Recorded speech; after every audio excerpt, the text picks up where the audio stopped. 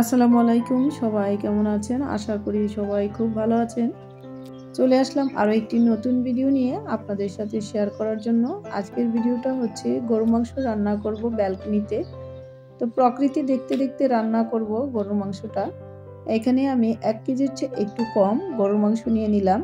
গরুর মাংসটাকে রেগুলার সাইজে কেটেও নিয়েছি, দেখতেই পাচ্ছেন।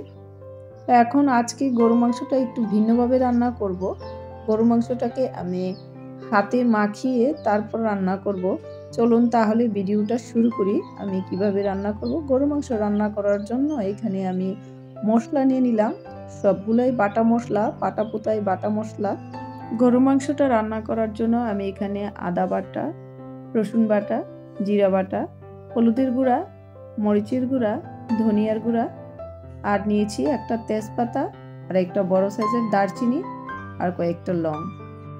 গরুর মাংসটাকে মাখানোর জন্য আমি পরিমাণ মতো তেল দিয়ে দিচ্ছি।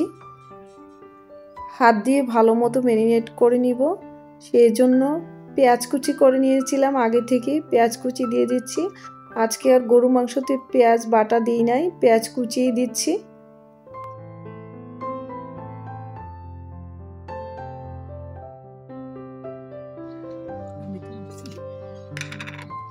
এখন মাংসতে স্বাদ মতো লবণ দিয়ে দিচ্ছি। লবণটা আপনারা আপনাদের পরিমাণ বুঝে দিবেন।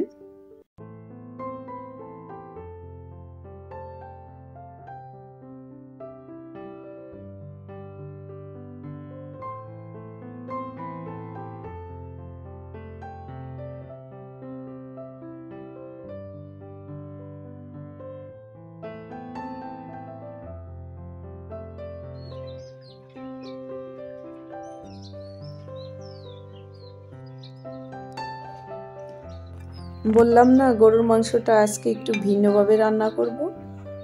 সব সময় তো কষায় রান্না করি গরুর মাংসটা। আজকে সব মশলা দিয়ে হাত দিয়ে মাখিয়ে তারপর মাংসটাকে বসাবো। এখন আমি সব মশলা তো দিয়ে দিয়েছি, আপনারা তো দেখেছেন। এখন হাত দিয়ে ম্যারিনেট করে নিচ্ছি।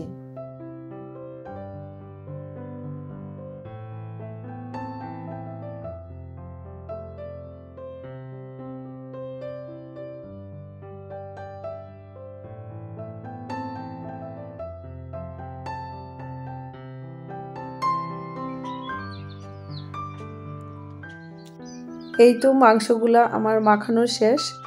দেখতেই পাচ্ছেন মাংসটা দেখতে কত ইয়ামি হয়েছে। তা এখন আমি চুলাতে একটি হাঁড়ি বসিয়ে দিলাম। এই হাঁড়িটাতেই মাংসগুলাকে রান্না করব।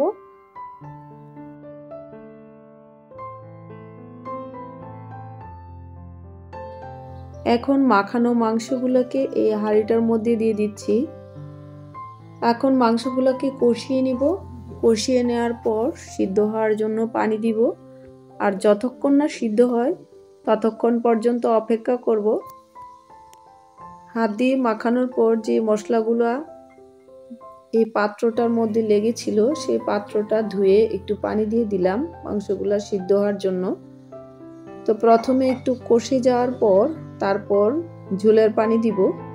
তা এখন মাংসটাকে ঢেকে দিব পুরোপুরি সিদ্ধ হওয়ার জন্য। মাংসটা হতে থাক।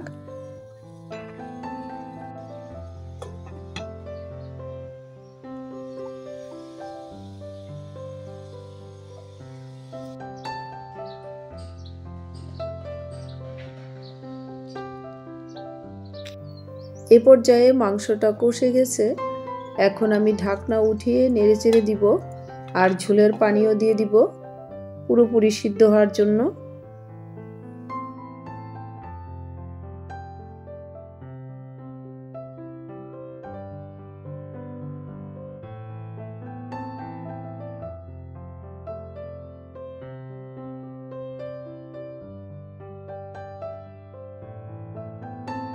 এরই ফাঁকে মাংসটাতে আমি ঝোলের পানি দিয়ে দিয়েছিলাম।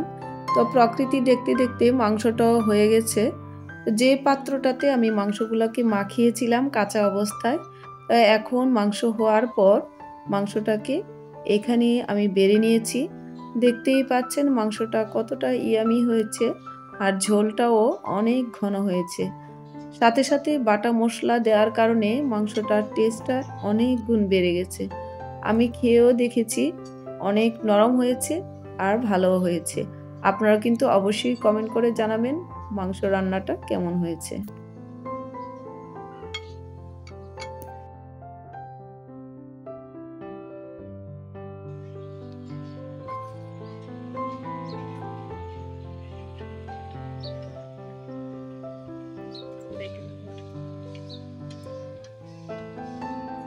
ঝোলগুলো মাখা এই যে অনেক এতক্ষণ পর্যন্ত ধৈর্য ধরে ভিডিওটি দেখার জন্য সবাইকে অসংখ্য ধন্যবাদ। আজকের ভিডিওটি এই পর্যন্তই। ভিডিওটি ভালো লাগলে চ্যানেলটিকে সাবস্ক্রাইব করবেন, লাইক কমেন্ট শেয়ার দিয়ে পাশে থাকবেন। আজকের মতো এখানেই বিদায় নিচ্ছি। আল্লাহ হাফেজ।